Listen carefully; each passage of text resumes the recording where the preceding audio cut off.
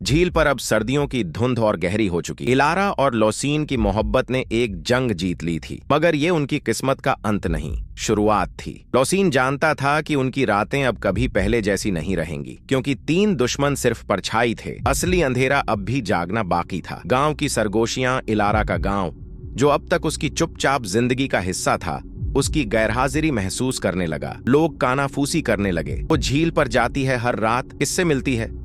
कहीं वो उस पुराने अफसाने का हिस्सा तो नहीं? धीरे धीरे डर और शक का बादल उसके पीछे मंडराने लगा। प्राचीन काउंसिल की दस्तक उसी रात जब इलारा और लोसीन झील पर खड़े थे, हवा में अजीब ठंडक उतर आई। अंधेरे से 7 परछाइयां निकलीं।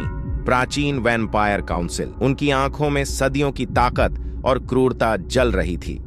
लोसीन, उनके नेता ने कहा, तुमने हमारी नस्ल का कानून तोड़ा है। इंसान के साथ मोहब्बत हमारी दुनिया में सबसे बड़ा गुनाह है। तुम्हें 2 रास्ते दिए जाते हैं, या तो इस इंसान को खत्म कर दो या फिर उसके साथ ही मिट जाओ। इलारा का हाथ लोसीन की उंगलियों में कस गया। उसकी धड़कन तेज थी, मगर उसकी आंखों में डर से ज्यादा यकीन था। इलारा का फैसला, लोसीन उसके सामने ढाल बन गया। अगर मेरी नस्ल मुझे इंसानियत छीनने को कहती है, तो मैं उनकी नस्ल का हिस्सा नहीं हूँ। काउंसिल की आंखों में गुस्से की आग भड़क उठी। तभी इलारा ने आगे कदम बढ़ाया। उसकी आवाज कांपी मगर मजबूत थी। तुम लोग उसे अंधेरे में कैद रखना चाहते हो, लेकिन उसने मुझे रोशनी दिखाई। अगर तुम्हारे कानून मोहब्बत को मारते हैं, तो तुम्हारे कानून झूठे हैं। उसके ये लफ्ज चांदनी में ऐसे गूंजे जैसे किसी ने सदियों पुरानी दीवार तोड़ दी हो। जंग का ऐलान। काउंसिल ने अपने पंख फैलाए। जमीन कांपने लगी। झील की लहरें लालिमा लिए उठी। लोसीन ने इलारा की तरफ देखा। ये जंग सिर्फ मेरी नहीं, अब हमारी है। इलारा ने अपनी स्केचबुक खोली। उसकी उंगलियों ने नया नक्श बनाया। एक दरवाजा। वो दरवाजा उजाले की दुनिया की तरफ था, लेकिन सवाल ये था, क्या वो दरवाजा उन्हें बचाएगा या हमेशा के लिए अलग कर देगा?